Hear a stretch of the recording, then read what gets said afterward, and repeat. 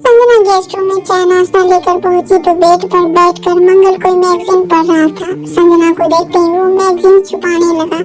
संजना ने ज्यादा ध्यान नहीं दिया और चाय नाश्ता टेबल पर रखकर वो कमरे से बाहर चली गई। मंगल फिर से मैगजीन पढ़ने में व्यस्त हो गया। उसने अपने कपड़े वाले बैग में बहुत सारी गंदी पत्रिकाएं छुपा कर रखी हुई थी जिन्हें वो एकांत में पढ़ा करता था। तभी कौशल्या जी मंदिर से आई और उन्होंने मंगल को आवाज लगाते हुए कहा, अरे मंगल बेटा आओ प्रसाद ले लो। मंगल झट से अपने कमरे से बाहर आ गया और अपनी मौसी के पैर छूकर प्रसाद ग्रहण करने लगा। यह देखकर कौशल्या जी कहने लगी कि बेटा मेरी दीदी तो इस दुनिया से चली गई, लेकिन उनके संस्कार तुम्हारे अंदर आज भी जीवित देखती हूँ, तो मुझे उनकी परवरिश पर बड़ा गर्व होता है। यह सुनकर मंगल मंद मंद मुस्कुराने लगा। मंगल कौशल्या जी की दीदी का बेटा था और पढ़ाई करने के लिए 3 महीने पहले उनके घर आया हुआ था। कौशल्या जी के परिवार में उनके बेटे अखिलेश और बहू संजना के अलावे अब मंगल भी शामिल हो गया था। कौशल्या जी उसे अपने बेटे के समान ही प्यार करती थी। थोड़ी देर के बाद काम करने वाली शीला भी घर आ गई। शीला युवावस्था की दहलीज पर कदम रख रही थी। उसे देखते ही मंगल तरह तरह की कल्पना में डूब जाता था। कभी कभी उसे चाय पानी लेने के बहाने वह उसे स्पर्श भी कर लेता था। शीला उसके स्पर्श से असहज हो जाती थी और उसे थोड़ा दूर ही रहने की कोशिश करती थी। एक दिन संजना बाजार गई हुई थी। कौशल्या जी अपनी सहेली के बेटे के मुंडन कार्यक्रम में गई हुई थी और अखिलेश ऑफिस गया हुआ था। उस दिन सिर दर्द का बहाना बनाकर मंगल घर में ही रुक गया था। उसके दिमाग में तो और ही कुछ चल रहा था। जब शीला काम करने के लिए आई तो उसने पहले रसोई की साफ सफाई की, फिर उसके बाद घर की सफाई करने लगी। साफ सफाई करते हुए जब वह मंगल के कमरे में पहुंची तो मंगल कहने लगा, शीला मैं तुम्हारे लिए बड़ी वाली चॉकलेट लेकर आया हूँ, तुम खाओगी क्या? यह सुनकर शीला कहने लगी, नहीं भैया मुझे चॉकलेट नहीं चाहिए, मैं चॉकलेट नहीं खाती।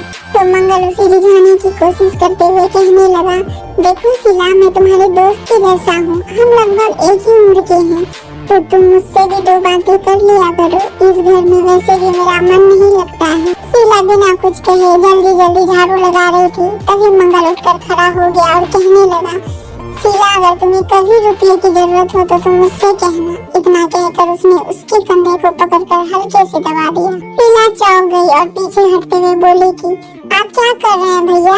मंगल उसके करीब आते हुए बोला, बस तुम एक बार मेरी बात मान जाओ, उसके बाद देखो मैं तुम्हें हर खुशी दूंगा, तुम्हें रुपये पैसे की कोई कमी नहीं रहेगी।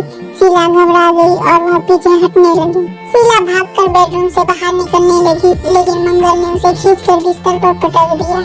वो चिल्लाई, भैया मुझे छोड़ दीजिए, लेकिन वो नहीं रुका। उसने मर्यादा की सारी हदें पार कर दी। शीला अपने बिखरे हुए अस्तित्व को समेटकर एक कोने में दुबक गई और मंगल खुश होकर अपने कमरे से बाहर चला गया। बाहर निकलकर उसने बाइक की चाबी उठाई और घर से बाहर निकल गया। थोड़ी देर के बाद जब संजना बाजार से घर आई तो घर में खामोशी सी पसरी हुई थी। उसने शीला को आवाज लगाते हुए कहा, शीला जरा 1 गिलास पानी तो पिलाना। लेकिन बदले में ना तो शीला आई और ना ही उसकी कोई आवाज। हमेशा तो बाजार से आते ही शीला बिना कहे पानी का गिलास लेकर दौड़ी चली आती, लेकिन आज जब शीला कहीं दिखाई नहीं दी तो वह उठकर रसोई में गई, लेकिन वहाँ पर शीला नहीं थी। फिर वह बाथरूम में गई। उसे लगा कि शायद वह कपड़े धो रही होगी, लेकिन वह वहाँ भी नहीं थी। फिर वह छत पर गई, लेकिन वहाँ भी शीला नहीं थी।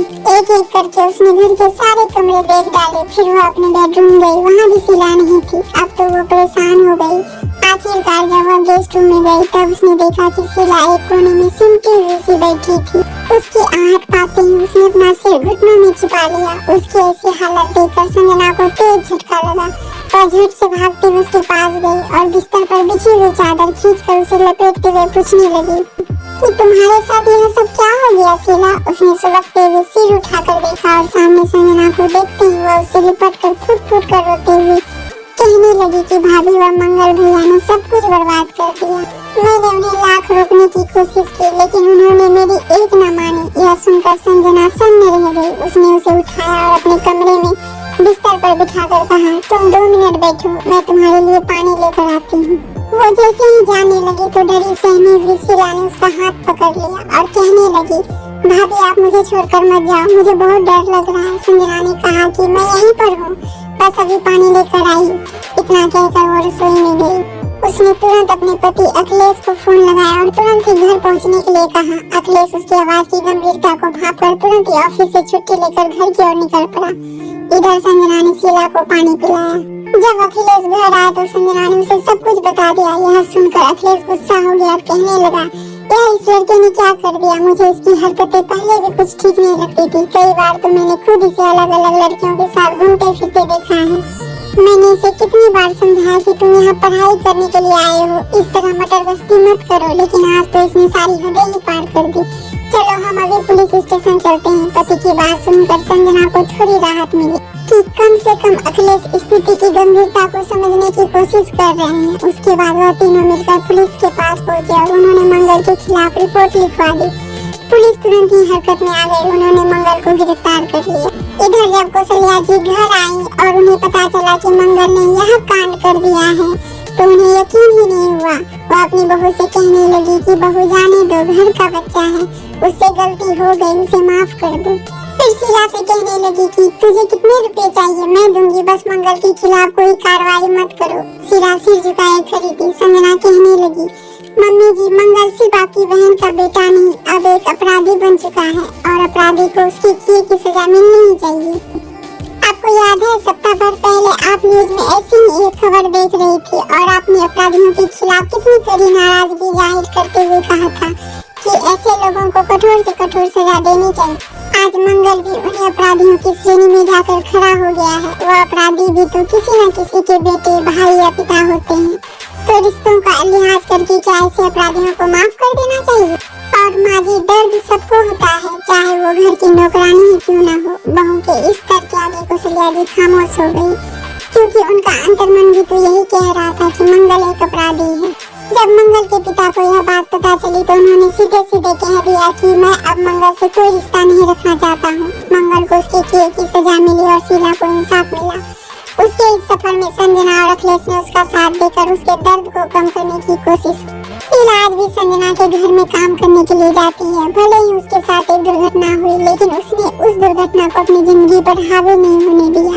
ऊपर से उसके अपराधी को भी सजा मिल चुकी थी, इसलिए उसे कम से कम यह सुकून तो था कि उसका अपराधी खुलेआम नहीं घूम रहा है। दोस्तों, ऐसे अपराधी को रिश्तों के नाम पर माफ कर देना उचित होता है या उन्हें सजा मिलनी चाहिए? कमेंट करके जरूर बताएं।